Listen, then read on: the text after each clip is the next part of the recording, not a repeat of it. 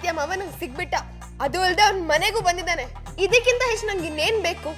ನನ್ ಮದ್ವೆ ಆದ್ರೆ ಅವನ್ಗೆ ಆಗೋದು, ನಂಗೆ ಇನ್ಯಾರು ಬೇಡ ಅಷ್ಟೇ. ಏ ಅಂಜು,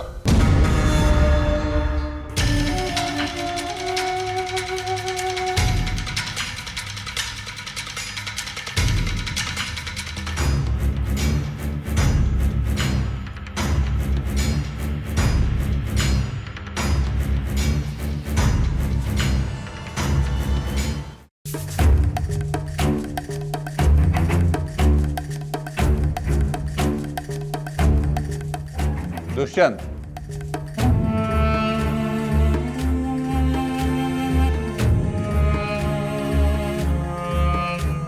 ಏನು ದುಡ್ಡೇನಾದ್ರೂ ಬೇಕಾಗಿತ್ತೇನೋ?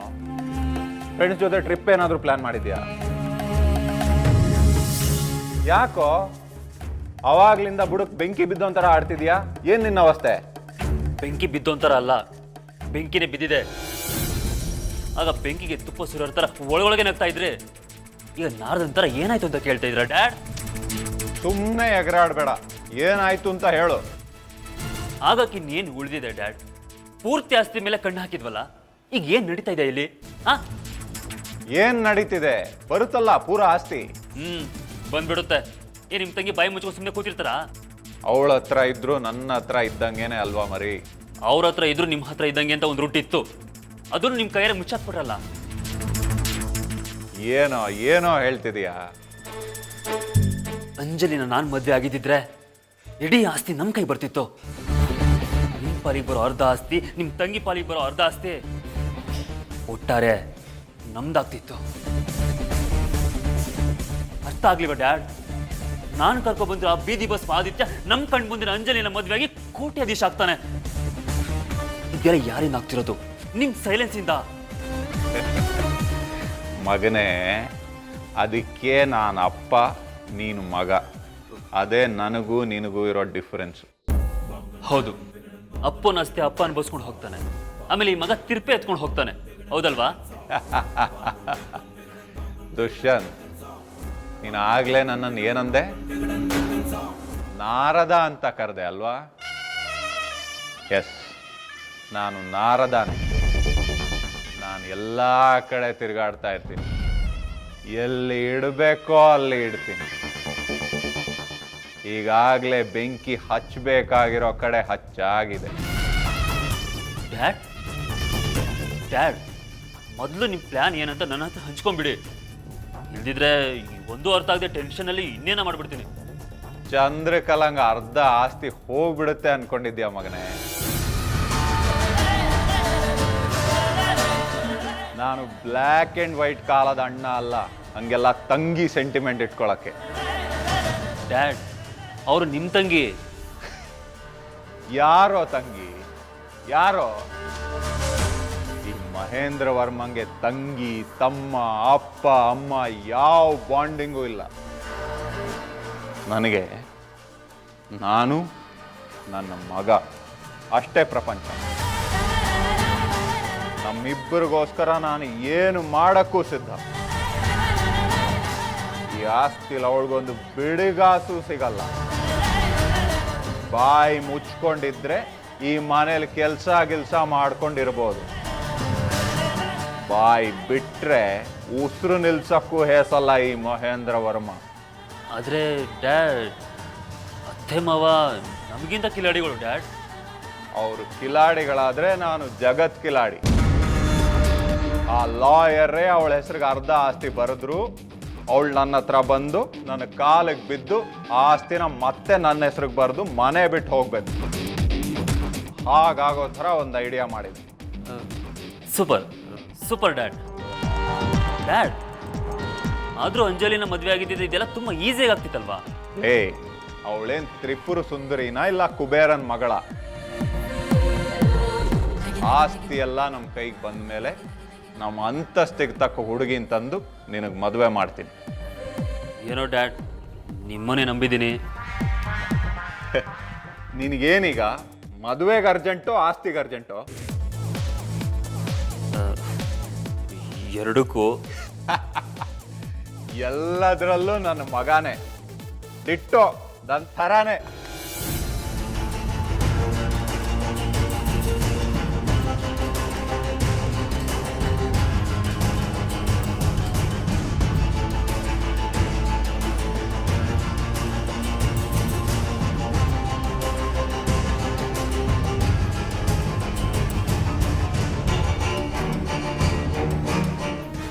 ಆಫ್ಟರ್ ಆಲ್ ಅವನೊಬ್ಬ ಕಾರ್ ಡ್ರೈವರು, ಅಂಥವನ ಜೊತೆ ನಿನ್ನ ಮಗಳನ್ನ ಏನಮ್ಮ ಇದು?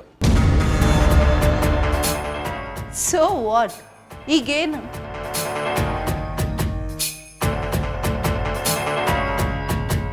ಅಲ್ಲಮ್ಮ, ಅಣ್ಣಯ್ಯ, ನನಗೆ ನನ್ನ ಮಗಳು ಮುಖ್ಯ. ಈ ಆಸ್ತಿ ಪಾಸ್ತಿ ಎಲ್ಲದಕ್ಕಿಂತ ಅವಳು ಖುಷಿಯಾಗಿರೋದೇ ನನಗೆ ಮುಖ್ಯ. ಅವಳೇ ನನಗೆ ದೊಡ್ಡ ಆಸ್ತಿ. ಈಗ ಅವಳು ಸಂಜುನ ಇಷ್ಟಪಡ್ತಿದ್ದಾಳೆ.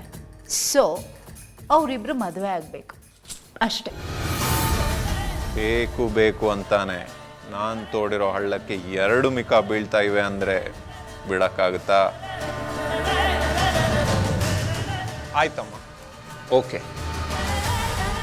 ನೀನು ಹೇಳ್ದಂಗೆ ಆಗಲಿ. ನೀನು ಸರಿಯಾಗಿ ಯೋಚನೆ ಮಾಡಿರ್ತೀಯ ಅಂತ ನಂಬಿದ್ದೀನಿ. ನಾನು ಒಂದು ಸರಿ ಡಿಸೈಡ್ ಮಾಡಿದ್ರೆ ಅದರಿಂದ ಹಿಂದೆ ಹೋಗೋ ಮಾತೇ ಇಲ್ಲ. ಅದು ನಿನಗೂ ಗೊತ್ತಲ್ವಾ? ಆಯ್ತು, ಓಕೆ.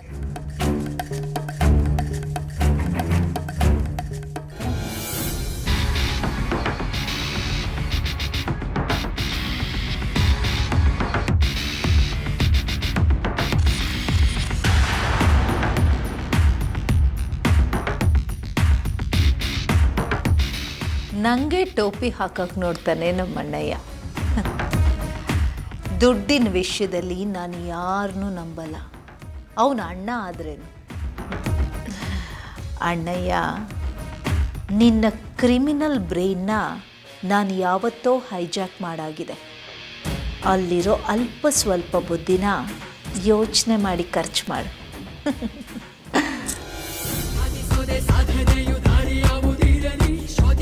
ಶೋಧನೆಯು ಅಡ್ಡವೇನೆ ಬರಲಿ, ಮೋಸ ಮಾಡೋ ಮೋಸಕ್ಕೇನೆ ಕಟ್ಟಬೇಕು ಗೋರಿ, ರಹಸ್ಯ ಭೇದಿಸೋಕೆ ಆಗಬೇಕು ಕ್ರೂರಿ.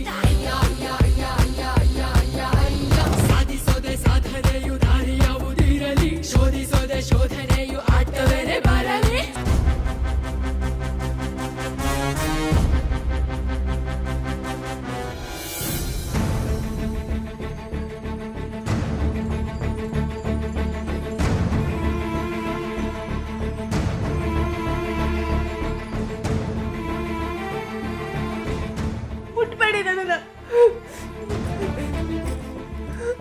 ನೀನು ಒಂದು ಕ್ಷಣನೂ ಇಲ್ಲಿರ್ಬೇಡ, ಹೊರಡು ಇಲ್ಲಿಂದ, ಹೋಗು. ನಾನು ಹೇಳ್ತಾ ಇದ್ದೀನಿ, 1 ನಿಮಿಷ ಇಲ್ಲಿರ್ಬೇಡ, ಹೋಗು ಹೋಗು. ಯಾಕೆ ಹಾಗೆ ನೋಡ್ತಾ ಇದೀಯಾ? ಹೋಗಕ್ಕೆ ಮನಸ್ಸಿಲ್ವಾ? ಈ ನರ್ಕದಲ್ಲೇ ಸಾಯ್ತೀಯಾ? ಯಶೋದ, ನೀವು? ಹೌದು, ನಾನೇ ಹಗ್ಗ ಬಿಚ್ಚಿರೋದು. ನಿನ್ನ ಕೂಡಾಕಕ್ಕೂ ಕಟ್ಟಾಕಕ್ಕೂ ಕುಮ್ಮ ಕೊಟ್ಟಿರೋ ಅದೇ ರಾಕ್ಷಸಿ ಈಗ ನಿನ್ನ ಬಿಟ್ಟು ಕಳಿಸ್ತಾ ಇರೋದು ಅದೇ ರಾಕ್ಷಸಿ. ನಂಗೆ ಯಾಕೋ ನಂಬಕ್ಕಾಗ್ತಿಲ್ಲ. ಇದರಲ್ಲಿ ಏನೋ. ನಿನ್ನ ಅನುಮಾನಕ್ಕೆ ಇದು ಸಮಯ ಅಲ್ಲ.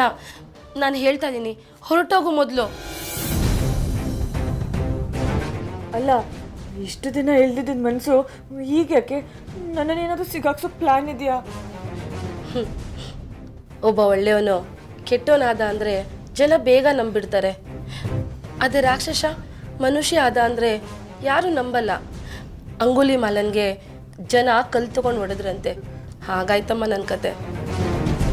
ಅದು ಹಾಗಲ್ಲ. ನನ್ನನ್ನು ಬಿಟ್ಟು ಕಳಿಸಿದ್ರೆ ನಿಮ್ಗೇನು ಲಾಭ? ತೃಪ್ತಿ. ಪಾಪ ಕಳ್ಕೊಂಡಿರೋ ಲಾಭ, ಪುಣ್ಯ ಪಡ್ಕೊಂಡಿರೋ ಲಾಭ. ಇನ್ನೇನು ಬೇಕೇ ಹೇಳು ನನಗೆ? Thanks a lot. ನಿಮ್ಮ ಸಹಾಯನ ಯಾವತ್ತೂ ಮರೆಯಲ್ಲ. ಆದರೆ ಮತ್ತೆ ಯಾಕೆ ಕೆದಕ್ತಾ ಇದ್ದೀನಿ ಅಂತ ಅನ್ಕೋಬೇಡಿ. ನೀವು ನನ್ನ ಹತ್ರ ಅತ್ಯಂತ ಕ್ರೂರಿಯಾಗಿ ಬಿಹೇವ್ ಮಾಡಿದ್ರೆ. ಆದರೆ ಈಗ ಯಾಕೆ ಸಡನ್ ಚೇಂಜು? ಜ್ಞಾನೋದಯ ಕೆಲವ್ರಿಗೆ ಸಣ್ಣ ವಯಸ್ಸಲ್ಲೇ ಆಗುತ್ತೆ, ಆದರೆ ನನಗೆ ಈಗಷ್ಟೇ ಆಗಿದೆ. ಅದು 2 ಏಟ್ ಬಿದ್ದ ಮೇಲೆ. ನನ್ನನ್ನು ಕತ್ತಿಡ್ದು ಸಾಯಿಸಕ್ಕೆ ಬಂದವನು ನಾಳೆ ದಿನ ನಿನಗೆ ಮನೆಯಲ್ಲಿ ಯಾವ ರೀತಿ ಟಾರ್ಚರ್ ಕೊಡ್ಬೋದು ಅನ್ನೋ ಯೋಚನೆ ನನಗೆ ಅವಾಗಿಂದ ಕಾಡ್ತಾನೆ ಇತ್ತು. ವಿಶ್ವಜಿತ್ ಫ್ರೆಂಡು ತುಂಬ ಕೆಟ್ಟವನು. ಇನ್ನು ವಿಶ್ವಜಿತ್ ಅವನಿಗಿಂತ ಕೆಟ್ಟವನು. ನಿನ್ನನ್ನು ಮುಗ್ಸಕ್ಕೂ ಹೇಸಲ್ಲ. ನೀನು ಮೊದಲಿನಿಂದ ಹೊರಡು. ನಾನು ಅವ್ರನ್ನ ಹೇಗಾದರೂ ಸಂಭಾಲಿಸ್ಕೊಳ್ತೀನಿ. ನೀನು ಹೊರಡು. Thank you. ಇಷ್ಟು ಮಾತ್ರ ಹೇಳಕ್ಕೆ ಸಾಧ್ಯ. ನಿಮ್ಮ ಸಹಾಯನ ಯಾವತ್ತೂ ಮರೆಯಲ್ಲ. ಎಲ್ಲ ಸರಿ ಹೋದ್ಮೇಲೆ ನಾನು ಮತ್ತೆ ಬಂದು ನಿಮ್ಮನ್ನು ಭೇಟಿ ಮಾಡ್ತೀನಿ.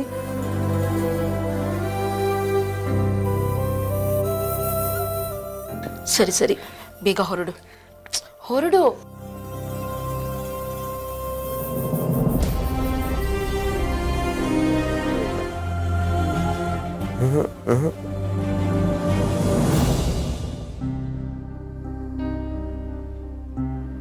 ಈ ಹುಡುಗಿ ಜಾಗದಲ್ಲಿ ವಸುಂಧರ ಇದ್ದಿದ್ರೆ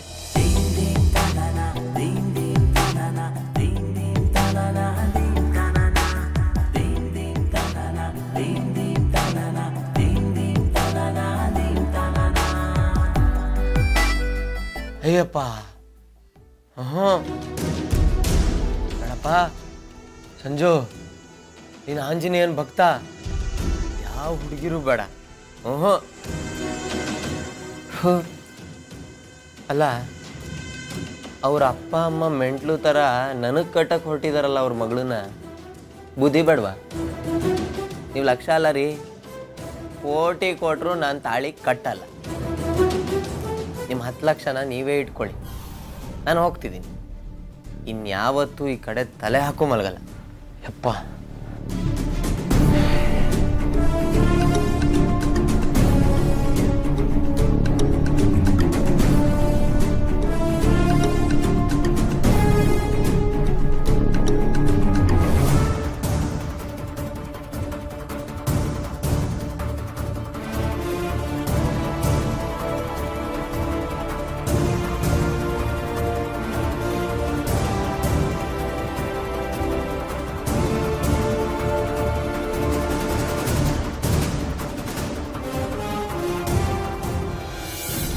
ಆದಿತ್ಯ, ನೀನು ನೀನೇ, ನಾನು ನಾನೇ. ಈ ದುಡ್ಡಿನ ಆಸೆಗೆ ನನ್ನ ಫ್ಯಾಮಿಲಿ ಫೋಟೋನೂ ಆಗಲ್ಲ, ನಿನ್ನ ಥರ ಡೆಡ್ ಬಾಡಿಗೆ ಹಾರ ಹಾಕಿರೋ ಫೋಟೋನೂ ಆಗಲ್ಲ. Good bye.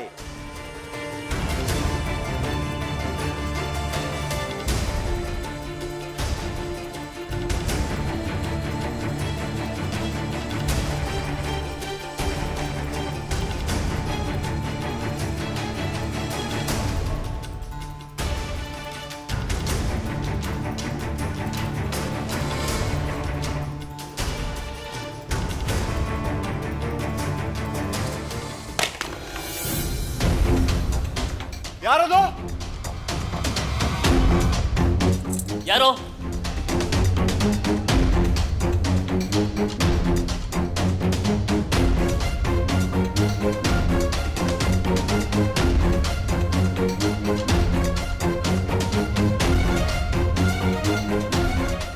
ನಮ್ ಸಂಜು ಅಲ್ವಾ?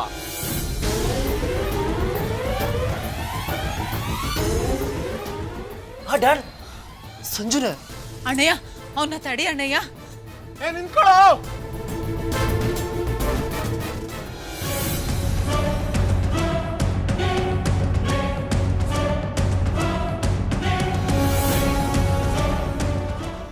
ಏನೋ ಸಮಥಿಂಗ್ ಇಸ್ ರಾಂಗ್ ಅನ್ಸುತ್ತೆ. ಯಶೋದ, ಯಶೋದ, ಯಶೋದ, ಯಶೋದ.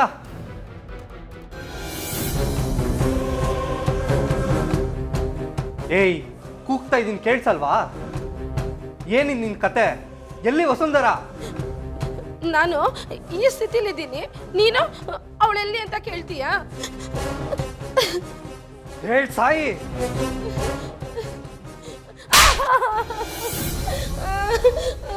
ಹೇಳು, ಎಲ್ಲಿ ವಸುಂಧರ? ಅರ್ಧ ಜೀವ ತರ ಆಗಿದ್ಯಾ, ಪೂರ್ತಿ ಸಾಯಿಸ್ಬಿಡ್ತೀನಿ. ಎಲ್ಲರೂ ಸಾಯಿಸೋರೆ ಆಗೋದ್ರು, ಅವಳು ಹೊಡಿತಾಳೆ, ನೀನು ಹೊಡಿತೀಯ. ಆ ವಿಶ್ವಜಿತ್ತು ಹೊಡಿಲಿ, ಎಲ್ಲರನ್ನ ಸಾಯಿಸ್ರಿ. ಏನ್ ನಾಟಕ ಆಡ್ತಿದ್ಯಾ?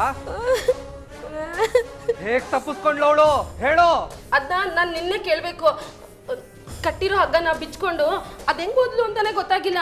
ನನ್ನ ಒಡೆದು ಬಡ್ದು ಕೆನ್ನೆಗೆ 2 ಬಾರಿಸಿ ನನ್ನ ತಳ್ಬಿಟ್ಟು ಓಡೋಗ್ಬಿಟ್ಲು. ಎಪ್ಸಕ್ಕೇನೆ ಆಗಿತ್ತು ನಿನ್ಗೆ? ಬಾಯಲ್ಲೇನು ಬಂದಿಟ್ಕೊಂಡಿದ್ದ? ಎಲ್ಲಿಗೋದ್ಲು, ಹೇಗೋದ್ಲು ಹೇಳು. ಒದೆ ತಿಂದು ನಾನು ಚೇತರಿಸ್ಕೊಳ್ಳೋಷ್ಟೊತ್ತಿಗೆ ಅವಳು ಗಾಳಿ ಥರ ಮಾಯ ಆಗ್ಬಿಟ್ಲು. ಬಾಗಿಲು ದಾಟಿದ್ವನ್ ಮಾತ್ರ ನೋಡಿದೆ, ಆದ್ರೆ ಯಾವ ಕಡೆಗೆ ಹೋದ್ಲು ಅಂತಾನೆ ಗೊತ್ತಾಗಿಲ್ಲ. ಅವಳು ತುಳಿತಿದ್ಲಂತೆ, ಇವಳು ತುಳಿಸ್ಕೊಂತಿದ್ಲಂತೆ, ಯಾವ ಕಡೆಗೆ ಹೋದ್ಲು ಅಂತ ಗೊತ್ತಿಲ್ವಂತೆ. ಇವಾಗ ನಾನು ನಿನ್ನ ಹಾಕೊಂಡು ತುಳಿತೀನಿ ಅಷ್ಟೇ. ಅವಳ ನೆರಳು ಆ ಕಡೆ ಪಾಸ್ ಆದಂಗಾಯ್ತು, ಅವಳು ಆ ಕಡೆನೆ ಹೋಗಿರ್ಬೋದು.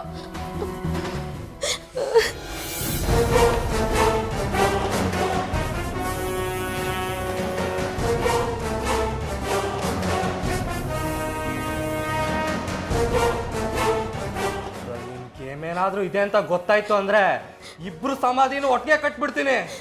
ಅಯ್ಯೋ, ನನ್ ಸಾಯಿಸುವಂತೆ ಮೊದ್ಲು ಹೋಗಿ ಅವಳನ್ನ ಕರ್ಕೊಂಡ್ ಬಾ, ನಾನು ಸೇರ್ ತೀರ್ಸ್ಕೋಬೇಕು. ಹೋಗು, ಕರ್ಕೊಂಡ್ ಬಾ.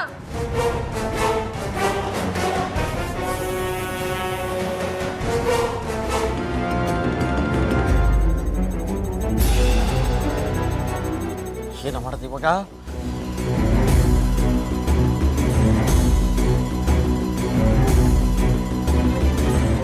ಬನ್ನಿ ಸರ್, ಬನ್ನಿ. ನೆನೆಸ್ಕೊಂಡಾಗೆಲ್ಲ ಕಾಣಿಸ್ಕೊತೀರಲ್ಲ ಸರ್. ನಿಮಗೆ 100 ವರ್ಷ ಆಯಸ್ಸಲ್ಲ, 150 ವರ್ಷ ಆಯಸ್ಸು. ಏನಂತೀಯೋ? ಹಾಂ ಸರ್, ನಿಮ್ಮ ಬಗ್ಗೆನೇ ಮಾತಾಡ್ತಿದ್ದೋ, ಅಷ್ಟೇ ಬಂದ್ಬಿಟ್ರಿ. ಯಾರ್ಯಾರು ಯಾವ್ಯಾವ ರೀತಿ ನೆನೆಸ್ಕೊಳ್ತೀರಾ ಅಂತ ನನಗೆ ಚೆನ್ನಾಗಿ ಗೊತ್ತಿದೆ. ಒಟ್ಟಲ್ಲಿ ಪಾಪಿ ಚಿರಾಯು ಅಂತ ಆಯ್ತು. ಅದು ಸರಿ, ಇದೇನಿದು ಇಲ್ಲೇ ನಿಂತ್ಕೊಂಡು ಮಾತಾಡ್ತಾ ಇದ್ದೀರಾ?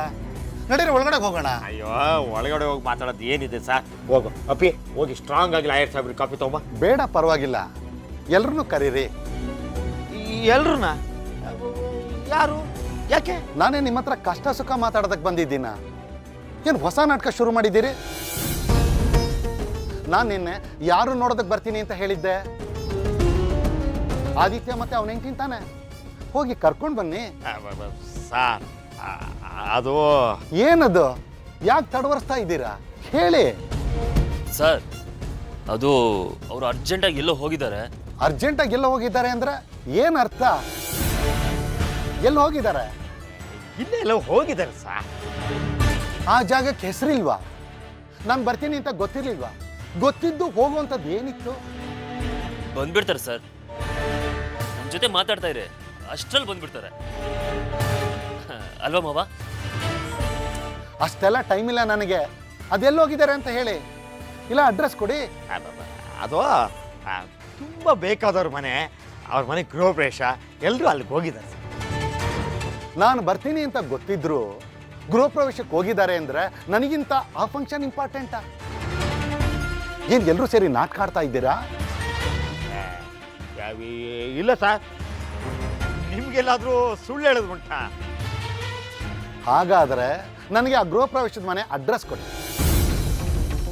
ನಾನು ಅಲ್ಲೇ ಹೋಗಿ ಅವರಿಬ್ಬರನ್ನ ಒಟ್ಟಿಗೆ ಮೀಟ್ ಮಾಡ್ತೀನಿ. ಅದು ಅದು ಅಡ್ರೆಸ್ ಕಾಪಿ ಎಷ್ಟೆಷ್ಟು? ಹೊಸಮನೆ ರೋಡಲ್ವಲ್ಲ? ಅಡ್ರೆಸ್ ಏನು ಬೇಡ, ಅವ್ರು ಯಾವಾಗ ಬರ್ತಾರೆ ಹೇಳಿ. ಇನ್ನೊಂದು ಸ್ವಲ್ಪ ಹೊತ್ತಿಗೆ ಬಂದ್ಬಿಡ್ತಾರೆ ಸರ್. ಹಾಗಾದ್ರೆ ನಾನು ಇಲ್ಲೇ ಇರ್ತೀನಿ ಬಿಡಿ.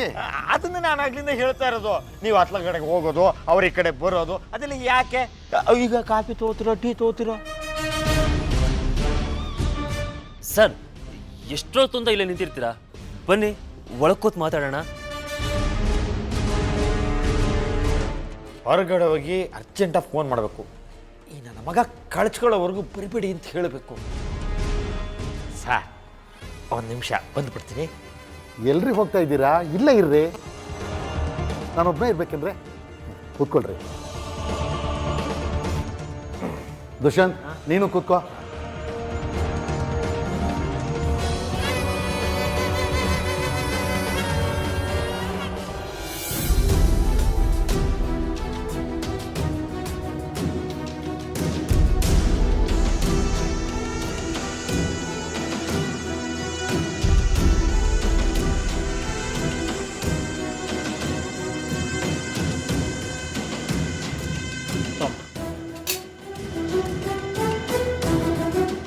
ಏನು ಲವ್ ಕೇಸಾ?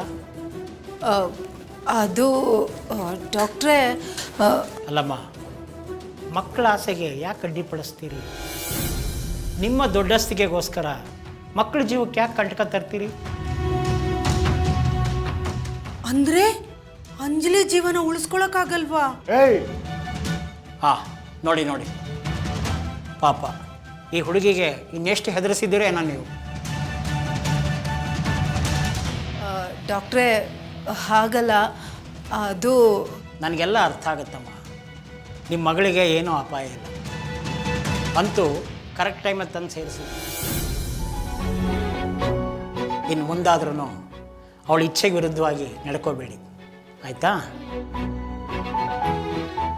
ಇಲ್ಲ ಡಾಕ್ಟ್ರೆ, ಇನ್ನು ಮುಂದೆ ಅವಳ ಆಸೆ ಏನು ಅಂತ ತಿಳ್ಕೊಂಡು ಅವಳಿಗೆ ಯಾವುದೇ ರೀತಿ ತೊಂದರೆ ಕೊಡಲ್ಲ.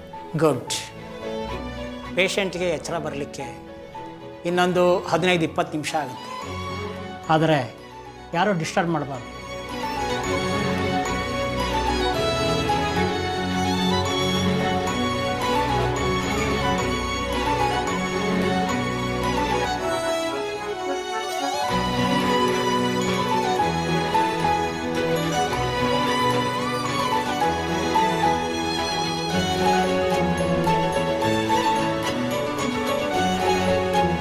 ನಂದ, ಯಾವೊಂದೋ ಈ ಕಾರು.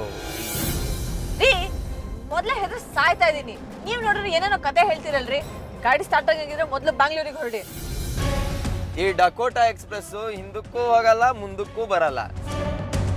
ನೋಡಿ, ಇವತ್ತು ನಾವು ದುನಿಯಾ ಫಿಲಮ್ ಹೀರೋಯಿನ್ ತರ ಇದನ್ನೇ ನಮ್ಮ ಜೀವನ ಮಾಡ್ಕೋಬೇಕು, ಆಯ್ತಾ?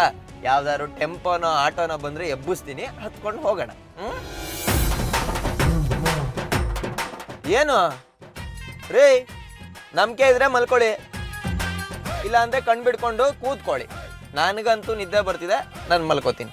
ಎರಡರಲ್ಲೊಂದು ಡಿಸೈಡ್ ಮಾಡಿ, ಓಕೆ? ನಾನೇ ಮಲ್ಕೊಂತೀನಿ. ಹ್ಞೂ, ಪಾಚ್ಕೊಳ್ಳಿ.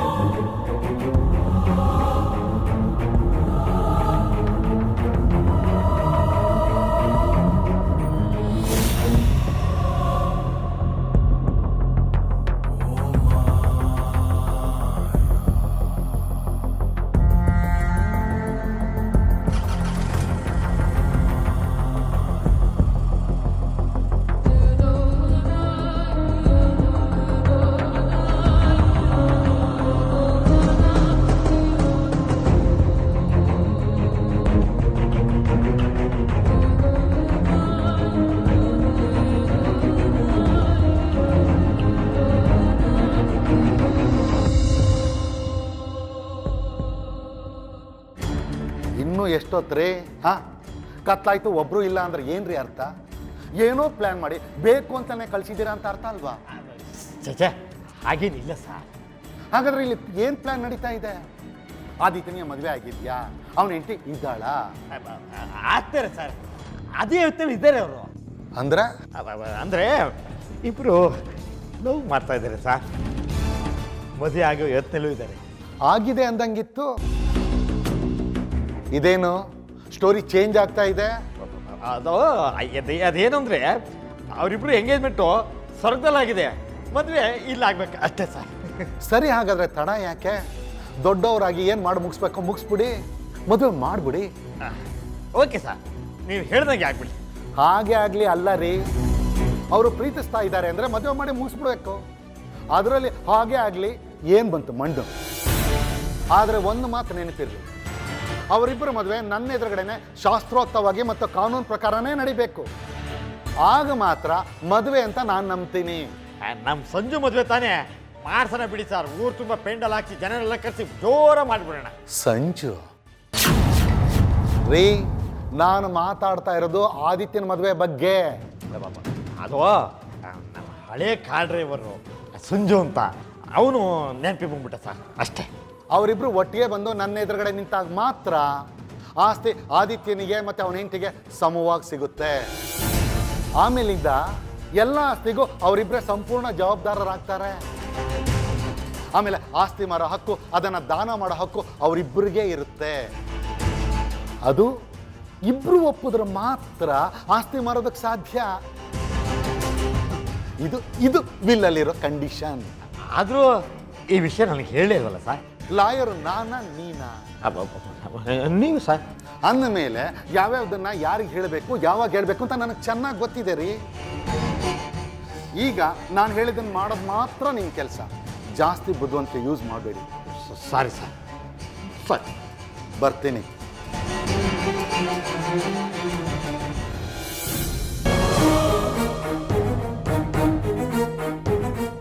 ಸದ್ಯ ಇವನು ಹೋದ, ಆದರೆ ದೊಡ್ಡ ಫಿಟ್ಟಿಂಗ್ ಇಟ್ಟು ಹೋಗ್ಬಿಟ್ನಲ್ಲ. ಏನು ಮಾಡೋದು ಇವಾಗ? ಈ ವಿಷಯನ ಚಂದ್ರಗೆ ಹೇಳಬೇಕು. ಅವಳಿಗೆ ಹೇಳಿದ್ರೆ ಏನಾದರೂ ಒಂದು ಪ್ಲ್ಯಾನ್ ಮಾಡ್ತಾಳೆ. ಸಂಜು ಬೇರೆ ಊರು ಬಿಟ್ಟು ಹೋಗಿದ್ದಾನೆ. ಅಂಜಲಿ ದೊಡ್ಡ ರಾಮಾಯಣ ಮಾಡ್ಕೊಂಡು ಕೂತಿದ್ದಾಳೆ. ಏನು ಮಾಡೋದು? ತಲೆನೇ ಓಡ್ತಿಲ್ವಲ್ಲ. ಕಪ್ಪೆ ತಗೊಂಡು ಕೊಳಗಕ್ಕೆ ಬಿಟ್ಟಂಗೆ ಆಯಿತು. ಏನು ಮಾಡೋದಪ್ಪ? ಥೋ, ಅಯ್ಯೋ.